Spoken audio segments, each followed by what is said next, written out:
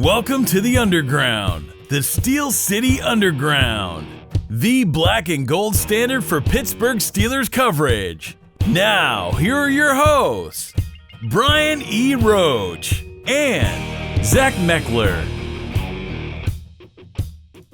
Hey everybody, welcome to another edition of the Steel City Underground podcast. My name is Brian E. Roach, the host who remains completely anti-toast. And we've got a kind of a special, I guess, mock draft session of the podcast. Multiple folks here, some you know, some you don't. But I'm going to do a nice little intro roundtable here and bring you up to speed with all of our little draft nicks who we have here on board tonight. First of all, this guy you will know. He's been here multiple times. He's often here. He's our younger brother from another mother, the professor of football, Mr. Zachariah Metkler. Zach, how you doing tonight? Not too bad. Glad to be back, Brian. Always a pleasure. And then a couple guys. Ryan, I'm going to introduce Ryan Lippert. You've been on one of the podcasts at least before, have you not? Yes, I was on the draft stuff last year.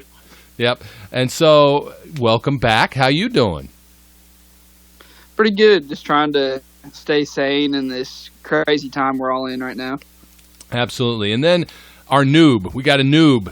This is his indoctrination. We're popping his cherry, so to speak, on this episode. Ben Beberman. Ben, how you doing tonight? I am doing just well tonight. And just like Ryan, I too am trying to stay sane in this crazy time that we're living in. Well, it is a crazy time. But that's good, right? Well, it's not. At least it's not mock draft insanity. That was last time. So this time around, we're going to take a look. Everybody in the group here is going to give you their idea of what the rest of the AFC North is going to do in the first round, since the Steelers don't have a first-round pick. And unlike in mock draft insanity, I will not be trading away the entire 2021 draft so that I can have 8 billion picks and get them a first-round pick. So after the first round, we will then just focus on the Steelers through round 2 to 4 and try and give you a sense of where all of our minds are if you care to listen. So hopefully this will be a good time. We've done it a couple times in the past years, and that means that if we start this off on the clock right away, those lovely, wonderful kitty cats in Cincinnati, the Bengals, the Bungles, whatever you want to call them, how can they mess up the first pick in the draft? Let's see if they do. And Ryan, since you may be the closest one to them, we'll let you start. What are the Bungles going to do in the first round with the first pick? Honestly, I see them keeping it simple and just sticking with Burrow here, unless they get just a crazy trade offer from like the Dolphins or somebody else that they just can't pass up. I just don't see why they want to go Burrow here. I mean, the fans are just, I know a lot of fans up there, they're just hungry for a change, and Burrow brings the excitement. He's the top quarterback in the class, just came off a Heisman and national championship season, one of the best performances of a quarterback we've seen in a long time. And I think, honestly, I went to the game in Cincinnati last year, Pittsburgh's up there. There were a lot of empty seats, and if they don't take Burrow here, I think that continues next season. They got to put some butts in the seats in Cincinnati. So I'm going Burrow first pick. All right. Let's see what Mr. Professor of Football thinks. Zachariah, what do you think they do?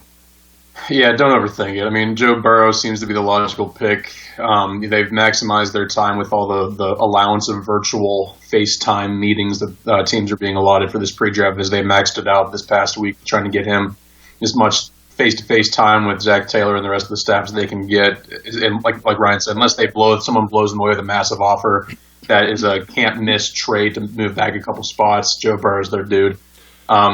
Chase Young is a fit for them. I think they couldn't go wrong with either one, but they're not taking Chase Young over Joe Burrow. I mean, he's the Ohio guy, fits the biggest need for them. They have Andy Dalton still on the roster for the time being, so they could have, a situation where you have two guys pushing each other. Joe should be the starter, but don't overthink this. It will be Burrow when it's all said and done. Ben, do you agree, or are you going to be a contrarian and do something different? No, I fully agree. I think the Bengals will be pretty insane not to take Burrow. I mean, just like Ryan said, like that team is hungry for a fresh start. And after all the visits they've had with Burrow, just the attention that he would bring to that franchise, the impact that he would have, especially the fact they've had this slump for the past few seasons. If they don't take Burrow, you're going to see Cincinnati go up in flames. Like, I think it's a no-brainer. But then again, it's the Bengals, so we don't know. They may go crazy. They may go with Tua. They may go with Justin Herbert. But I say Burrow. While I want to pull a Maurice Jones-Drew here, or whoever the heck made that mock draft where they picked some ridiculous quarterback in the first round that wasn't Joe Burrow, the trend of using up all your time, they have done their homework with him as much as they humanly can pre-draft, and so I'm just going to follow along on board. I agree with you guys, unless the offer from whoever to move up to get Burrow is Vikings-esque to the Cowboys or whatever, something ridiculous. I just can't see them doing it, and I think that's what they'll do. So, all right, so we all sort of agree Joe Burrow is going to be the Bengals pick. The Browns would be next on the board, I think at 10, if that's correct. Yes. And Ben, we'll start with you this time. What are the Brownies going to do? How are they going to mess this up? So as I was looking at their current depth chart and thinking about what they struggled with, one of the biggest things that the Browns struggled with is up front. Ever since Joe Thomas retired and then shuffling around all their pieces, I was thinking that for my pick, if I was them, I would go with Andrew Thomas out of Georgia. He's a very solid tackle. It's one of their issues that they've had with edge protection, especially when they play us because we just demolish them off the edge. Like, if they want to have Mayfield have success and they want to give him time in the pocket, they have to start investing in their guys up front. Because if they don't, it's just going to be repeat all over again. He's going to get sacked multiple times. He's not going to have time to throw. And it's just going to be a constant cycle all over again. All right. I'm going to just chime in because, damn you, that's my pick too. And I said, I thought, why not replace a Thomas with a Thomas? And Andrew Thomas was on the board at 10 when I was doing my sim, and I said that to me makes the most sense for all those reasons you just mentioned. And so I also had them taking Andrew Thomas at the 10th pick. Ryan, what do you got? Well, I guess it's going to be 3 with Andrew Thomas here. As Ben said, they struggled up front. I think there'll be a team that picks multiple offensive linemen in this draft, and Thomas just makes sense there. He's a true left tackle, helped protect the blind side against, 2 good defenses at least in the league with us in Baltimore. Try to keep Baker healthy and see if he can improve on what was a pretty subpar season last year for him. So, stick with Thomas there. But, with this offensive tackle class, I think these kind of guys, the top 4 guys, they could fall anyway, but I see Thomas being there for the Browns at this point. All right. Professor, will you be edumacating us, or will you be giving us a good grade for our pick? So I actually had Thomas as one of my guys I was considering here, but I'm going to take a different route with their pick. And from my understanding, they've had 2 virtual meetings with 2 premier tackles in this class, one being Andrew Thomas, the other one being Mekhi Becton. I think if you look at long-term upside, I think Becton has a much lower floor, but when has that ever stopped the Browns from taking a pick in the first round? So I think realistically, Mekhi Becton offers them the highest ceiling. They just signed Jack Conklin to that massive deal to not locked up one side, and they're still rolling with Chris Hubbard on the other. Chris Hubbard, love him when he was in Pittsburgh, still think he's an average starter, but he could very easily be upgraded opposite of Conklin. I think realistically, getting a guy like Becton in there, he has his flaws. The fact that he's almost 370 pounds, even though he's an athletic 370, you would like to see him cut a little bit of weight for them. But I just think you give him the opportunity to get behind Hubbard for a little bit, Maybe he doesn't start right out of the gate, but I think he gives you a Pro Bowl caliber tackle at one side, and you already have a Pro Bowler on the other side in Jack Conklin. So I think realistically, Becton gives you a higher upside than Thomas. I do like Thomas a lot. I think you kind of see what you get with him. That's going to be a decent starter, but I don't know if he'll ever reach that upper echelon of offensive lineman. I think Becton potentially gets to that point, but there is the inherent risk of just being a raw offensive lineman with ridiculously disgusting physical traits, 7-foot wingspan, great feet, decent leverage for guys 6'8". So I wouldn't be surprised if he ended up being the pick there, but I think you couldn't go wrong with him or Thomas if you're the Browns. All right. Well, then, I'm glad you picked somebody else just to be different. Because, we all been in the same board. But maybe this is the point where we all go nuts and we pick somebody different for that team in Baltimore, the Ratbirds. They will be picking at, 28, I believe? So, Professor, I'm going to let you start us off. What will the Baltimore Ravens be doing at 28? Yeah, I think with the loss of guys like Marshall Yanda and guys like that, I think they could realistically go interior offensive lineman here. The only guy I think is worthwhile at that position is Cesar Ruiz from Michigan, but that's not who I'm picking here because I think they have done a good enough job trying to develop some of that talent. I think they do have bodies to insert up front for that power run game. So who I'm going with here is actually Kenneth Murray, linebacker out of Oklahoma. They're looking for someone to fill the inside there. I mean, right now they're rolling with L.J. Fort, Chris Board, their main inside guys, predominantly L.J. Fort, which is a fine depth piece. I wouldn't want him being my starting linebacker day one. I think when you get past Isaiah Simmons, Kenneth Murray is really the only guy who I'm sitting here looking at saying, I want him for this defense. I think he fits what they do up front. I think he has versatility to play inside or out. And I think when you look at that with what they need at linebacker on that second level for that defense, I think Murray could step in day one. They've shown an interest in him. Again, I'm putting a lot of inventory to these virtual visits because I think that's really the only way you can kind of start to connect the dots with some of these prospects. Another virtual visit for the Ravens is Murray. I think he's long, he's athletic, he's a thumper. I think he's a guy who can cover decently, and I think he fits kind of what the Ravens do on that back end. And I think the pick makes a lot of sense for them because they can't roll into the season with L.J. Ford being their only real competent middle linebacker there. So, I think Murray makes the most sense for them. All right. Damn you, I should have gone first. So I'll chime in again. Yeah, I kind of agree with you. I looked at Ruiz too, and in two of the sims that I ran, I actually picked him. But I don't, and I will freely admit, I don't pay enough attention to what the Ravens are doing to give you an idea of whether I think their O-line is got the depth it needs or not. But I do know that they need pieces at linebacker, and so I also went with Murray. It's not what I hope they do, to be quite frank, but it's what I expect them to do. But we'll see what happens. So, Ryan, what do you got them doing? Well, once again, three of us in agreement. I have Murray as well. I mean, like Zach said, he gives you some versatility where he can play inside and out, but he's a great, athletic inside linebacker. He flies to the ball. I like what I saw a lot of him in his film that I've seen, and there's one game last season. I believe it was last season. He had 28 tackles in a game or something ridiculous. I mean, he's a baller, and he may not even fall to the Ravens, to be honest with you, but as of now, I'll have him fall in there. So that's my pick there. They need the starting inside linebacker.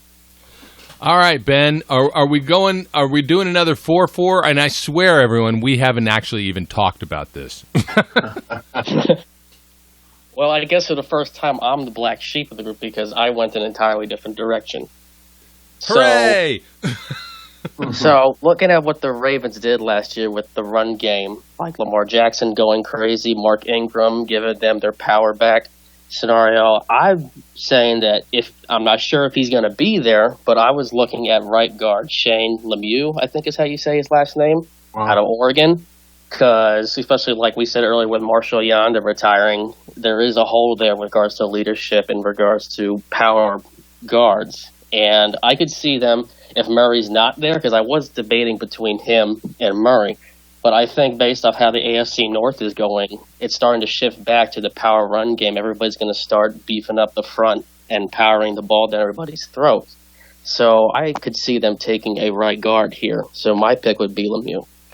All right. Well, finally, and we got an offensive lineman going to the Ravens, but I've seen a lot of mocks, and I'm gonna ask you. I think for the most part, most people think the Bengals are the same way we have kind of pushed them, in that they assume they're going to take Burrow unless they're blown away by a deal, and so I don't really think there's a lot of question there or a lot of suspense, but who knows? It is the Bengals, and I think that I've seen a lot of mocks where the Browns are taking an offensive tackle, and that makes sense. But I've seen for the Ravens, I've kind of seen them all over the place. People love to take wide receivers for the Ravens, and none of us went in that direction. But does anybody think that is a remote possibility for that team? Okay. So we kind of unless somebody thinks that's realistic, I don't. I first of all, I think that they have too many other strong needs, and as Zach and I have talked several times, it's too deep of a wide receiver draft. They can get somebody else later if they choose. Putting the 28th pick into that position doesn't seem right to me. Okay, so that's where we expect the AFC North to go in the first round. Now, we're not going to really focus too much on those teams as we move forward, but now we're in the second round, which is where our beloved Pittsburgh Steelers actually have picks at 49. And to start us off, why not start with the noob, Ben? What are the Steelers going to do at 49? Well, I spent hours debating this because there are so many ways that we could go. We know that with Ramon Foster retiring, there's a need to build up depth up front. There's also a question mark at safety with Terrell Edmonds, who is going to back him up. I know we re-signed Dangerfield to a one-year deal, but I kind of went crazy with this one. I'm pretty sure, I'm 99% sure he's not going to be here. But if he is, I would take Jonathan Taylor as my pick, because running back is kind of an interesting spot right now, because I love James Conner. I love his running style. I love his power. I love what he brings to the table. But he does have an injury issue. And I really think that because there is that question mark whether he can remain healthy, if they can manage to bring, it doesn't have to be Taylor, it could be any of the top running backs. If any of them fall to the second round at this pick, I think it would not be a bad idea if they take one. Because let's say Connor does get hurt again, and they could bring in someone like Taylor for either rotation behind Benny Snell, or they can use special sub packages for him, any short yardage situations. I think he would be a good fit with the Pittsburgh offense. Okay. All right. Well, I'm not going to. Well, I'm going to wait. Ryan. Where do you go with 49 for the Steelers? Much like Ben said, I scratched out names and rewrote names so many times while I was looking at this mock draft, because there's a lot of different ways we could go. And, I mean, there's not really a huge, we have to take this position, this pick, with our first pick. So I'm in agreement with Ben here. I had Jonathan Taylor here. Like I said, don't know if he'll fall, but this running back class is so close at the top with the top 4 or 5 guys that I think any of them could fall. I think I'd like Dobbins here. I'd even like Edwards-Helaire here, but out of the guys, I like Jonathan Taylor just because he can run in between the tackles, a good, strong power guy, but he also has that speed to take off at the second level. He has some concerns with his ball security. He'll have to shore that up, of course, but for his upside, I like Jonathan Taylor here. All right, so that's 2 Taylors. Zach, you and I just recently talked about this at length, specifically the running backs. So with that in mind, where did you go at 49? Yeah, honestly, it's funny that Ben and Ryan said this because this is the one pick that I feel the most confident about of all the picks. Unless somebody falls that no one's expecting to fall right now, I really don't envision a situation where they don't go running back with this first pick. And I know that's kind of a weird thing to think about when you have James Conner already in the lineup, but I just think in the future, if you wait too long to get a running back in this class, because I think they've flirted with enough of them and flirted with the idea of taking one that they're going to select one, but if you wait too long, you're not going to necessarily get that feature bell cow back. And I think this class, there's no one that really stands that far above the rest of them. You have DeAndre Swift, fine, but he's not going to be there at 49, nor do I think he's a Steelers fit anyway. If you listen to the last podcast, my pick here is Cam Akers from Florida State. I'm not upset with J.K. Dobbins. I'm not upset with Jonathan Taylor. I just think when you look at the potential ceiling that Akers possesses coming from his abysmal situation out of Florida State, you're seeing a guy who could potentially be one of the best running backs from this class, and I don't think that's far-fetched to put that down here. We're looking 3, 4, 5 years down the road. I think you look at the football character from the things he was able to deal with when he was at Florida State. I think you look at the line he ran behind, and he was still able to be a consistently productive football player. You give him an NFL caliber line like the Steelers that have guys up front that can get the job done. You're seeing a guy who's fast enough to pull off a big play. He's physical. He's going to run downhill, run through you. He doesn't have the same wear and tear on his body that Jonathan Taylor does, so I'm not as concerned with that. I think he's a very good 3-down back. I think he's shown that he has enough chops to work with as a receiver that he continue to grow in that capacity. And he's just a quick, elusive one-hit guy, but he can put his foot to the metal and get it done. So Akers is the one running back in this class I'm excited about. And I think of all those top running backs, he's the one that's most realistically going to be there at 49. I wouldn't be upset, like I said, with Dobbins or with Taylor. I think all three of them are very good scheme fits for the Steelers. So it pretty much comes down to whichever flavor of running back they're looking for. But my choice would be Akers in this situation. And I'm not surprised. And I will be sticking with my guns. I've been saying it since, I don't know when, last year. It's JK all day, baby. It's JK all day. I agree with you. It's going to be a running back. And I've now run, I don't know how many hundreds of these mocks. And as the boards have progressed, as free agency has gone on, as teams have picked up various pieces and changed things around, the thing that seems to me to be common is that at least two, if not all three of those guys are going to be there at 49. Now, that's simulators, and they're worth about as much as a plug nickel. They're not worth much. There I'm going throwing old-timey quotes out. Is it really likely? I don't know, but I think that there is a realistic chance that they have their pick of any of those three backs. And, I bleed scarlet and gray, so I'm picking Dobbins. Do I think any of those are bad? No. I share the concerns that I have shared all along about Jonathan Taylor, which is 800 billion touches at Wisconsin, and the amount of wear and tear that puts on him. But if they picked him, hey, I still think he's a good running back, a very good running back. I'm not going to be upset, but that is still my concern. I like Dobbins. I like Akers. I like Taylor. My preference is to go Buckeye. But hey, that's just I'm not trying to hide it. It's because I'm a homer. I want a Buckeye.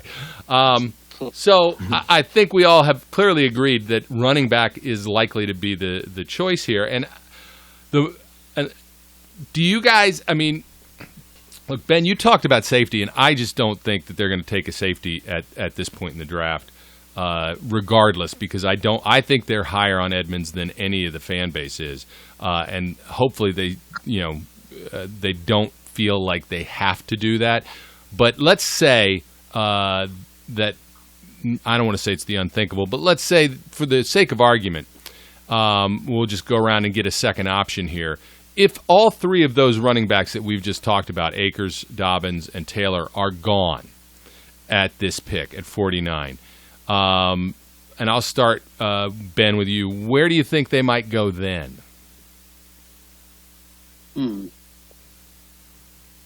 Honestly, it's hard to think about because as I was debating this, if none of those backs are there, if I was them, I would possibly go interior line, maybe get somebody for depth, Because, I mean, offensively, outside of the lack of a running back depth, they're pretty much set at wide receiver.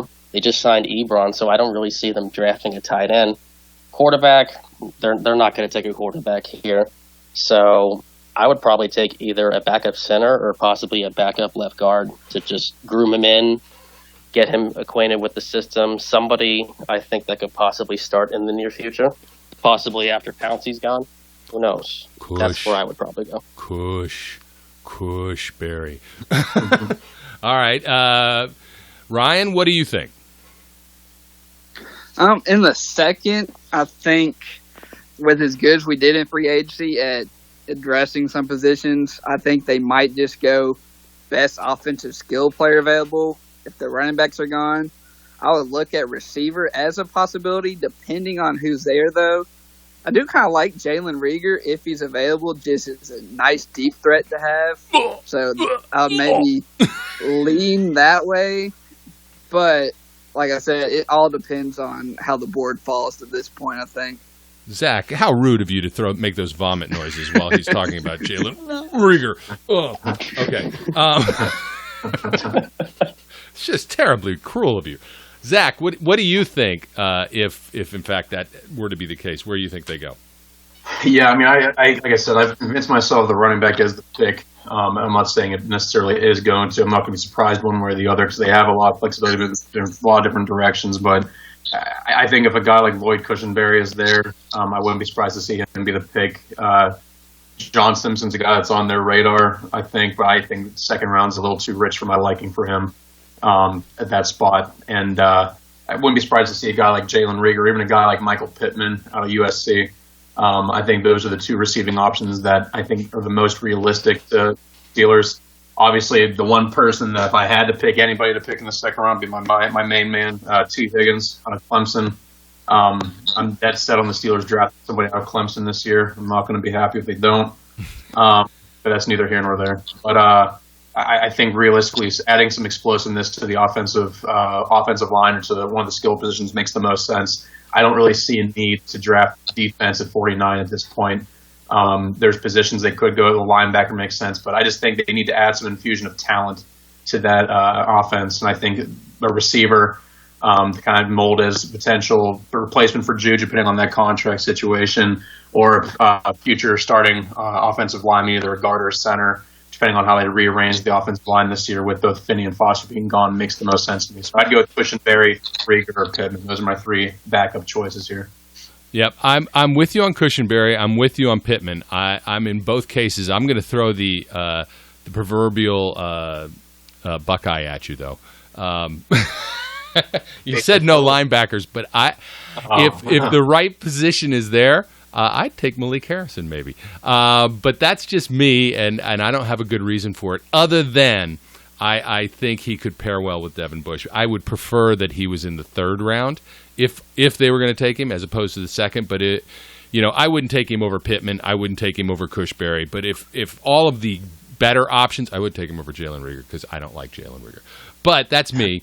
If all of the other options are gone, I would dip defense if that's what I felt like the best bang for the buck was. And while I think it's too high for Malik Harrison, it's a possibility. Okay. If it's any comfort to you, Brian, I have him in my top 50 on my big board. If it's any comfort to you. You had him in the top 50? I have him in my top 50 on my big board, so I won't be upset to see him at 49. There you go. See? All right. So we've given you a couple options now at 49. The next lovely pick that those Pittsburgh Steelers have is, 102 in the third? And so when we get there, Zach, I'll let you start this one off. Where are you going with that compensatory pick? I even said a big word right. In the third round.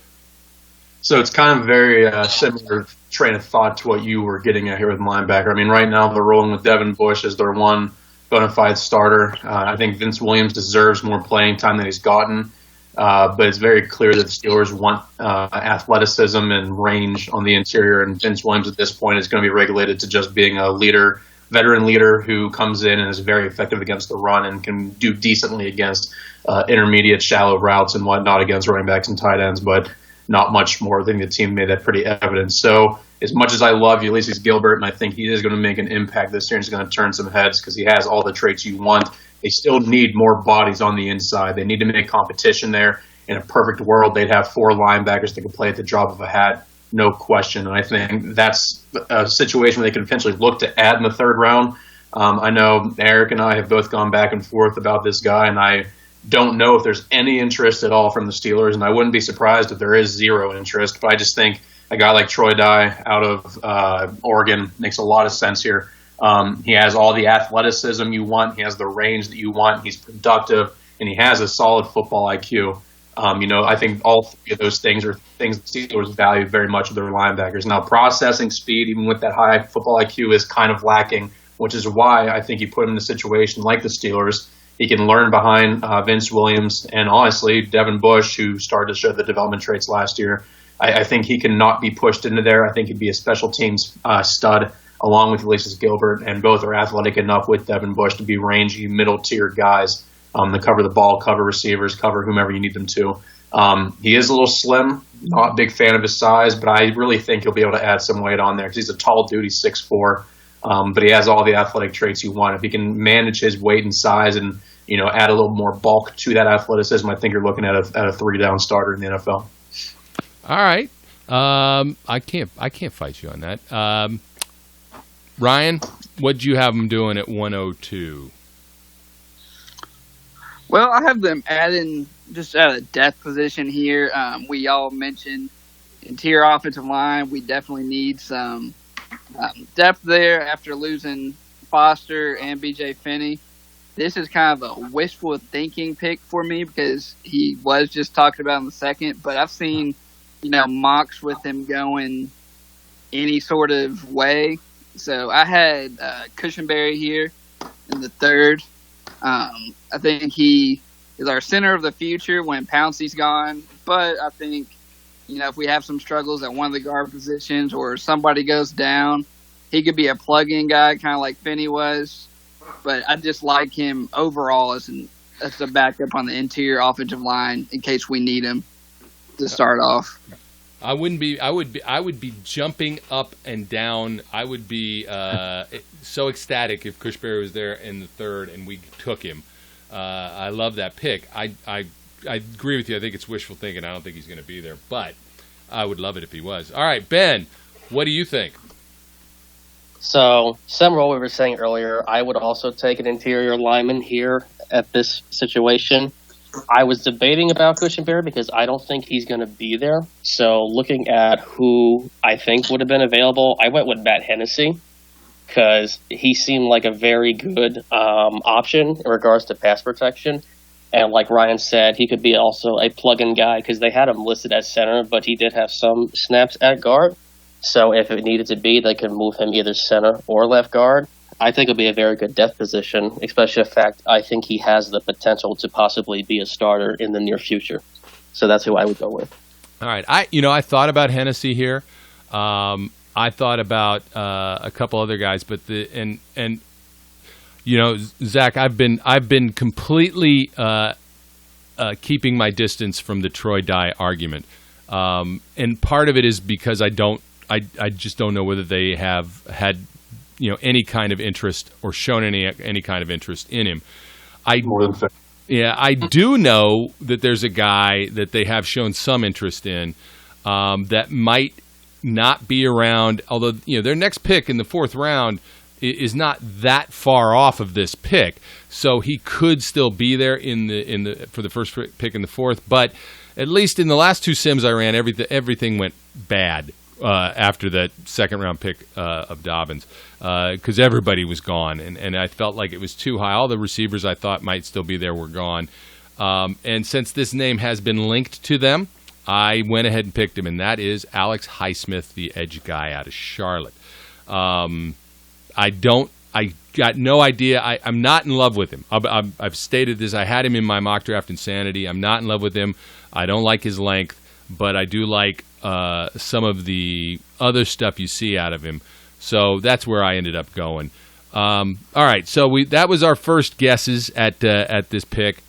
What would be your backup And Ben, we'll start with you. If you couldn't go with Hennessy, where would you go as an alternative? I would probably still stick with interior lineman just to get depth. I was looking at a possibility of Nick Harris, possibly, if he's still there. My only concern with him is the fact that he seems like a very scheme-orientated lineman, that there are certain things that he's good at, but there's a lot of things that he's not good at.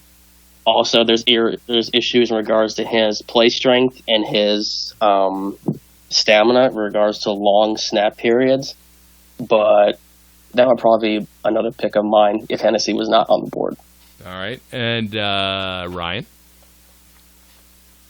I had Highsmith as a backup here, just to add some depth at the edge position. I think he could, kind of mold behind Watt and Bud, just kind of be a plug-in guy in our system whenever they need to come off the field.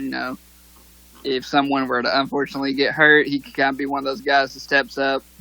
Like Ben said, there's other interior offensive line out there, like Cushenberry's teammate, Damian Lewis. He could be possibly an option there. Haven't watched as much of him, but I've seen him falling in the third in some mocks, so he could be a guy as well. So I'd say either edge or interior offensive line at this pick. All right, and Zachariah. Yeah, so actually, I'm going a different route here because I really think if they miss out on Lloyd Cushenberry, I really don't envision them going offensive line in the first two picks. And that's just my gut. I could be wrong. I'm hoping I would be elated if Cushenberry was still there. But the guy who I actually had originally slotted in this spot before I went to Troy Dye was actually Courtney Davis, receiver out of Texas A&M. There was reported on Twitter the Steelers had a meeting with him. And I'm not really surprised by that when you look at what he kind of brings to the table. He's not exactly an explosive receiver, but the Steelers have never really showed a penchant for wanting to go after those stereotypical, height, weight, speed prospects. They look for a lot of the small kind of traits that gives them flexibility to do different things with the receivers. And I think Davis fits there. He's 6'1", he's 200 pounds almost on the nose. Ran a 4.54 at the combine. He has unbelievable footwork, which we've seen from guys like Deontay Johnson. We've seen it from guys like Juju Smith-Schuster. We've seen it from guys like Antonio Brown. I think Davis kind of fits into that footwork when it comes to his releases, and I think he's a very good day one slot. I think eventually once he gets more of the nuances down there, he can kind of start working his way to the other spots because the Steelers love versatility inside and out from the receivers. I think he kind of fits that mold. So he was actually my original spot there. Other than Jay Lager, he's the only other receiver I've seen consistently connected to the Steelers. And this one was actually legitimate. So I wouldn't be surprised to see him in a Steelers uniform. Big dude, kind of cut out of a similar mold to Juju. I think he would fit the Steelers' mindset very well. Yeah, I don't disagree. I toyed with that as well. But I ended up basically going, since I wasn't sure that if I didn't do Alex Highsmith, then I probably would have gone interior line as well. The guy that I thought was another possibility was the guard out of Michigan, Ben Bredesen. I can't say his last name. I don't know. Breedson. I don't know. Who the hell knows? I don't know. He's from that school up north, so I don't really want to talk about him, but I thought that might be an option if there was anything else. Okay. The next pick, as we move into the fourth and final round for us, is pick 18 in the fourth round. I've lost track of what number that actually would be. So the Steelers do have two picks in the fourth. And we'll start with that first one. And Ryan, I don't know if you've gone first yet or not. So Ryan, you get to go first.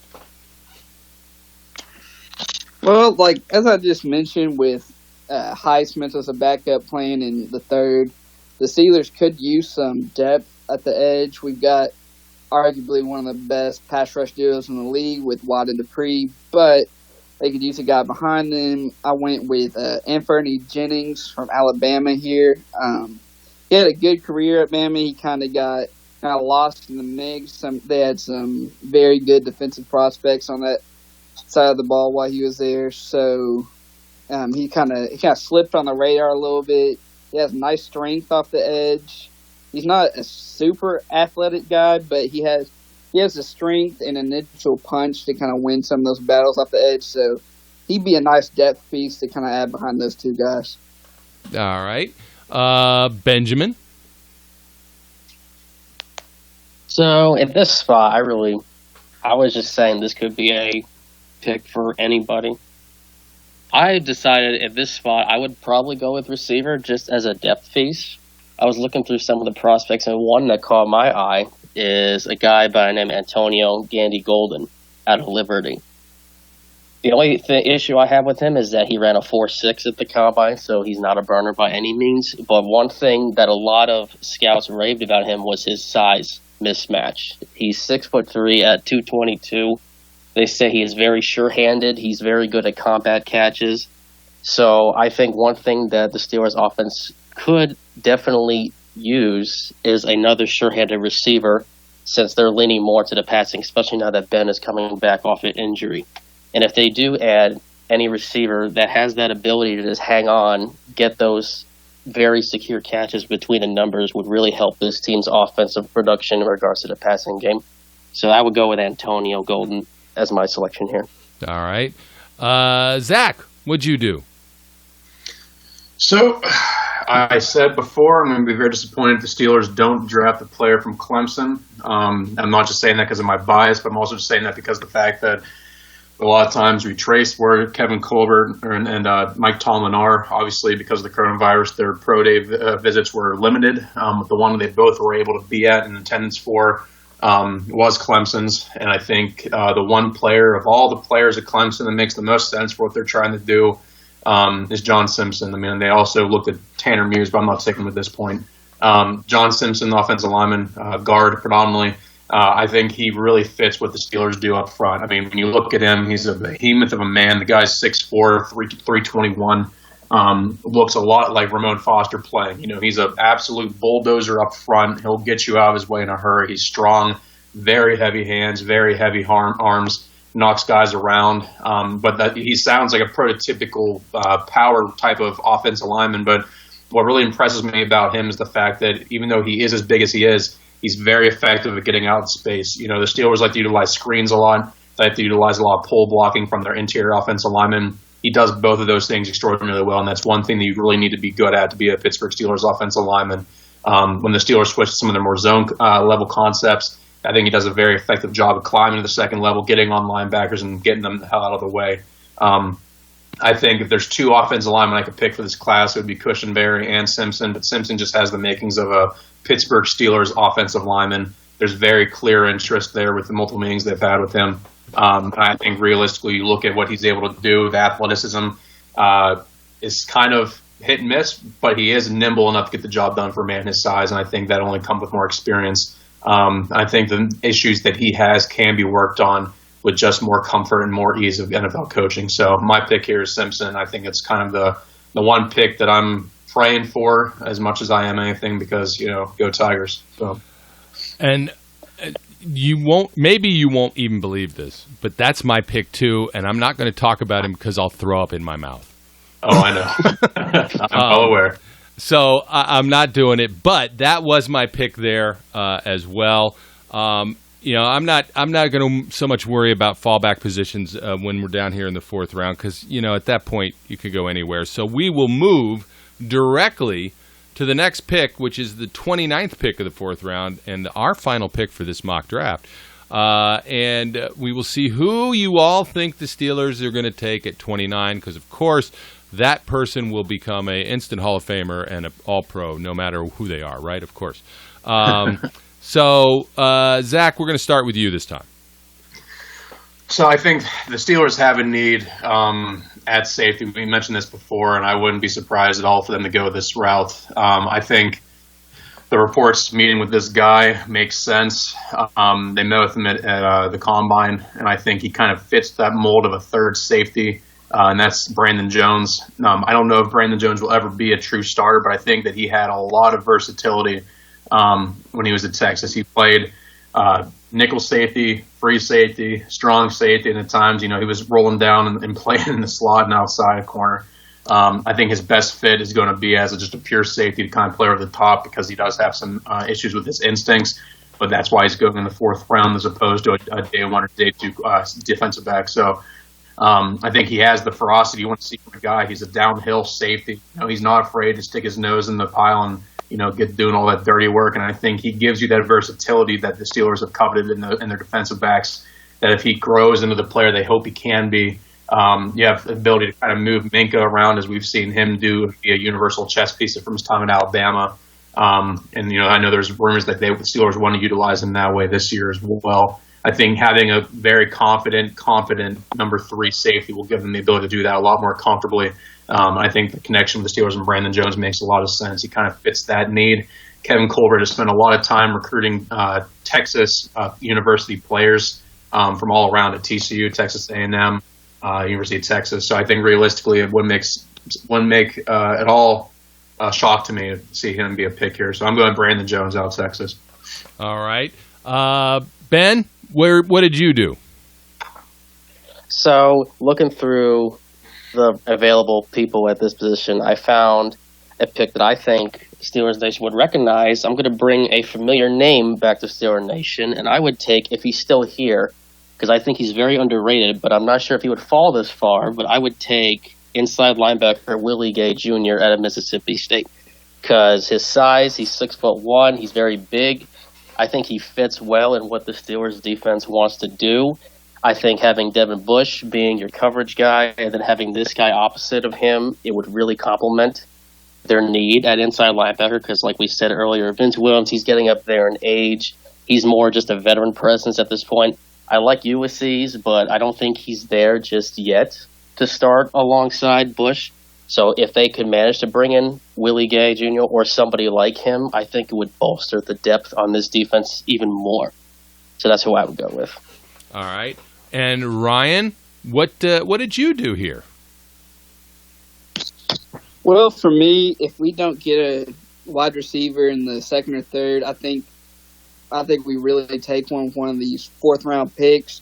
And last year in the draft process, I really pounded the table for one of my Wildcats with Benny Snell, and we took him. So I'm going to do that again this year at the receiver position and go Lynn Bowden Jr. here.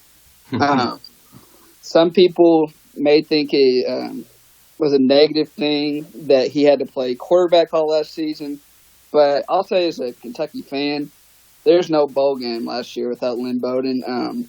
He's just that type of player. You put the ball in his hands and just let him do the rest. Line him up in the slot, let him run routes, or throw him a screen. Jet sweeps, let him return some kicks. I think he would be, an electric playmaker for us, even if it's just in a rotational role in the wide receiver room. So I really like Bowden at this pick. All righty then. I actually picked him, I think, in one of the mock draft insanities, but that's not the direction I would go. I did go wide receiver, and I did this, A, because I didn't think he was still going to be here, but in a couple of sims I ran, he was, and B, because it feels good to just round it out by saying KJ all day, baby. Instead of JK, I'm going KJ and picking another one of my Buckeyes and taking KJ Hill right here. Because, why not? And because I do agree, I'm not sure that the Steelers have any interest. I'm not sure KJ Hill would be here. I'm not sure of any of those things. But I do think a wide receiver is a likely pick somewhere in these picks. And if it's not in round 3, it's probably going to be in round 4. So he was there, and I took him because I wanted to. All right, so let me pose one final question to the group here, and ask it this way: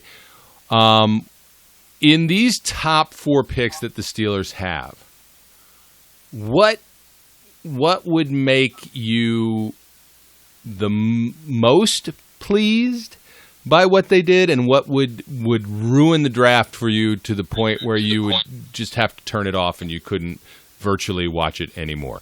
So that's the question, and I'll tell you that for me, the second part of that is if there is a quarterback taken in any of those 4 picks, I am going to cut trees down in my yard and ignore the rest of the draft because I'll be so annoyed.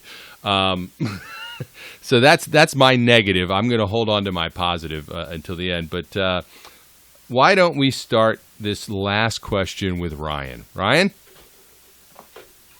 So my most pleased would be looking at my mock, honestly, if Kush were to fall to the 3rd, like you all said, I would be very happy. If we could get that kind of quality interior offensive lineman, not in the 2nd, like in the 3rd or 4th, that would make me very happy because we do need depth desperately at that position. I'd be happy with any one of these top 4 running backs we mentioned too. So if we could get those 2 type of picks in our first 2 rounds, I would be extremely happy.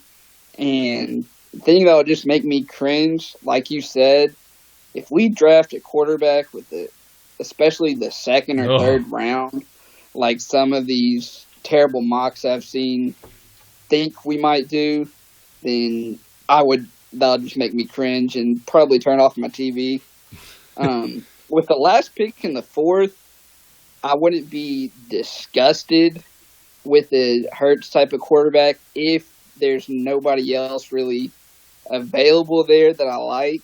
But as far as the 2nd or 3rd round goes, absolutely not for me. All right. Ben, how about you? Well, I agree with you in regards to the quarterback. If I see them take a quarterback in the 2nd, I'm just going to be like, okay, wash my hands clean. I'm not watching this anymore because I don't see why they would take a quarterback. Honestly, just like Ryan said, in regards to any top running back, I think what would make me happy, get any of these top running backs with that 2nd round pick would just make me happy. And also, like, if they take a quarterback somewhere down there in the 4th pick, I wouldn't be disgusted, but I just think that it would be a missed opportunity to get some valuable depth position at that spot. Yep. And Zach, what about you? The thing I want to see the most here is I just want to see them add some new talent on offense. We were excited to see how Deontay Johnson kind of, propelled himself last year as a rookie, and I'm excited to see what he does in year 2 and seeing James Washington continue to progress. But I just think there's a lot of question marks surrounding the Steelers' skill positions moving forward, and I still am in the mindset that the longer you can allow a rookie to not have to play, the better off you are. And I think this year, more than any, is the best year for that to happen. If you're going to add a running back, if you're going to add a wide receiver, both of those guys aren't going to be pushed to start right now, but they can learn very valuable experience by sitting behind guys like James Conner, Juju, Deontay Johnson. When you look at the future at either of those positions, when you have Conner, who I really don't believe is going to be re-signed, and Juju's contract situation really being up in the air with a lot of conflicting reports about his longevity in Pittsburgh, the Steelers are going to need new guys at both spots. I don't know how they feel about Benny Snell long term. I do like Benny Snell, but I still think he's more of a complimentary back, in my opinion, that has a ceiling of a very above average starter, but nothing spectacular or dynamic. I think if you can add a playmaker running back and you can add a playmaker receiver to give yourself some comfort moving forward, especially if you're trying to maximize Big Ben's window, that's kind of what I want to see. I just want to see some new bodies with some new flair for playmaking there. And the one thing that I don't want to see is actually, I could easily say quarterback here, but the one thing I'm going to say that's probably going to kind of turn some heads is I'm really kind of not hoping for a tight end in this class. I'm not sold on this tight end class. I've been adamant about that since day one. I think the Steelers signing a guy like Eric Ebron for a 2-year deal and still having Vance McDonald on this roster and not knowing what you have with a guy like Zach Gentry or Christian Scotland-Williamson, they don't need to breach on one of these tight ends in what I think is a very underwhelming tight end class. Wait until there's a tight end class you feel comfortable with and then be able to invest premier stock in that. They haven't drafted a day 1 or day 2 tight end since Matt Spaeth. Matt Spaeth is not exactly my idea of a dynamic tight end. They're going to do it, make it a Heath Miller type pick, put the right capital into it, and draft a guy earlier on. Don't waste a pick on a day 5 or a 5th round, day 3 guy.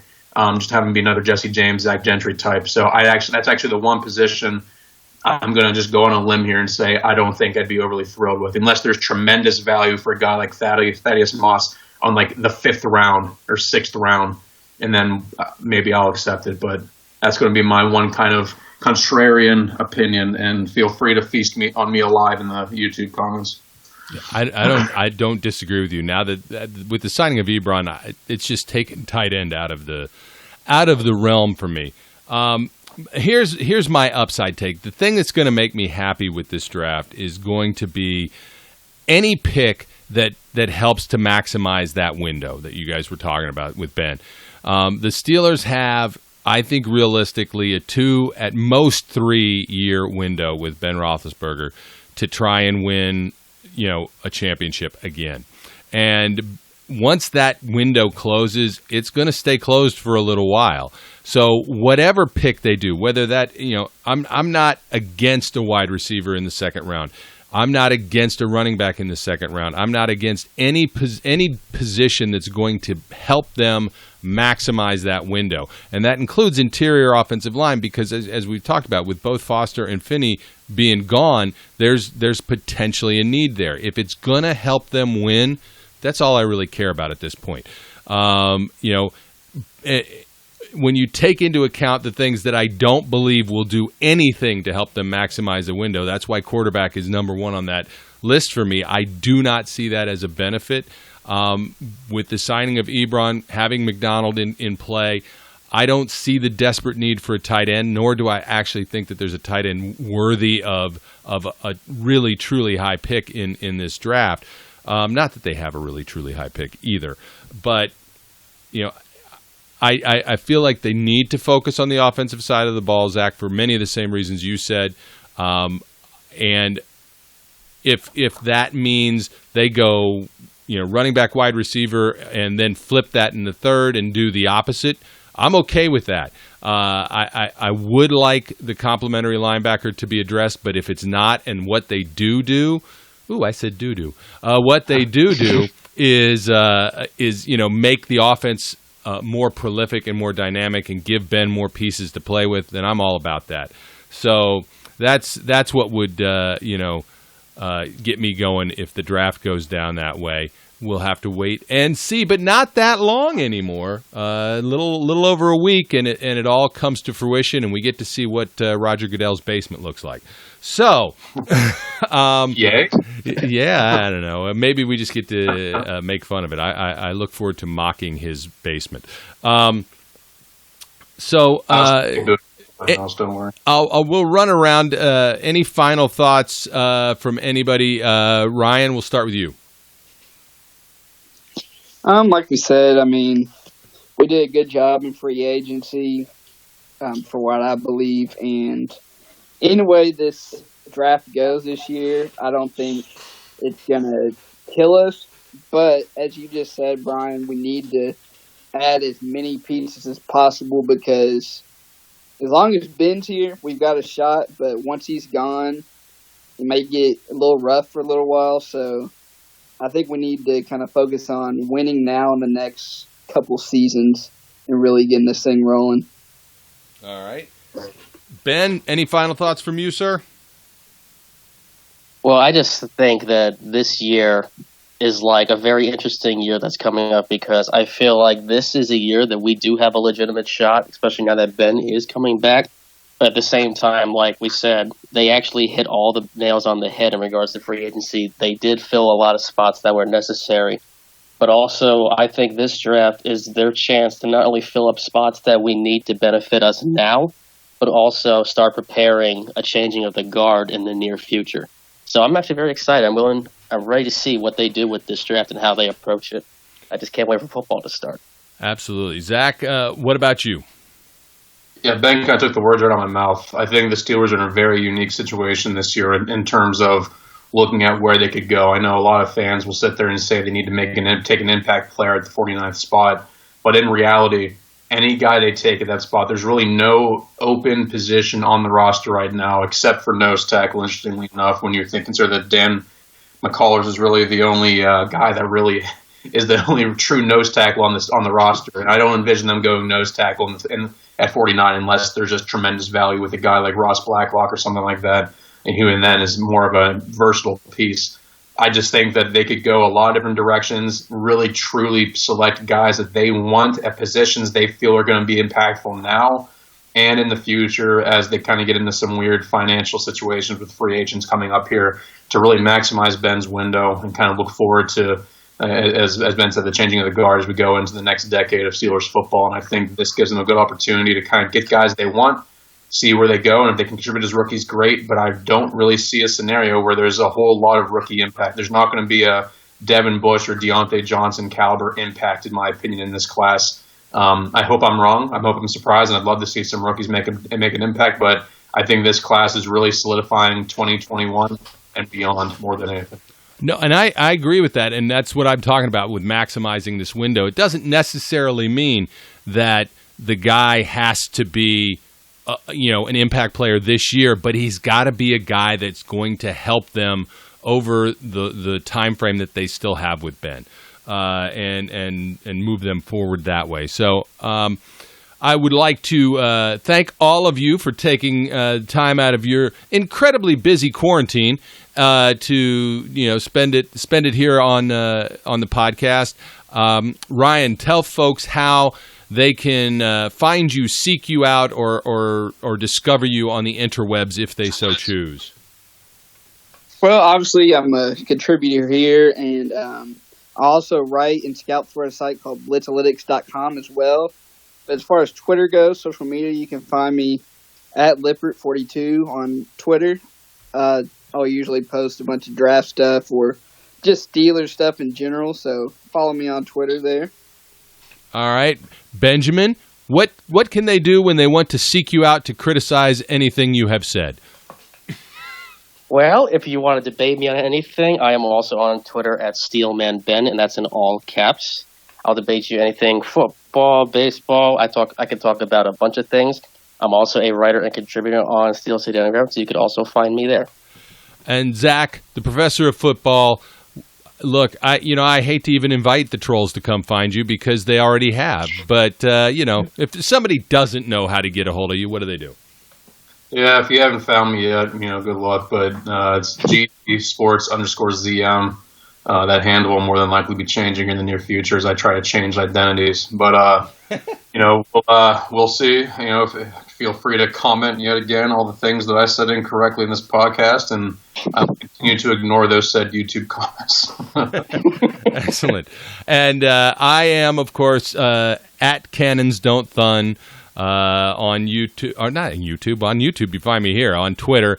If you want to try and find me on any of the other social media platforms, good luck, because I don't pay any attention to those. You could probably find me on Facebook, but all you're going to get is pictures of my hikes. So, that's it for me. Again, thank you, everybody, for joining us. We truly appreciate it. Make sure, for all you listeners, that you subscribe, like, and let us know in the comments. Especially for Zach, tell him how wrong he is because he loves it. He enjoys it. He feeds off of it. As we like to remind everyone, especially nowadays, it is definitely chaos out there.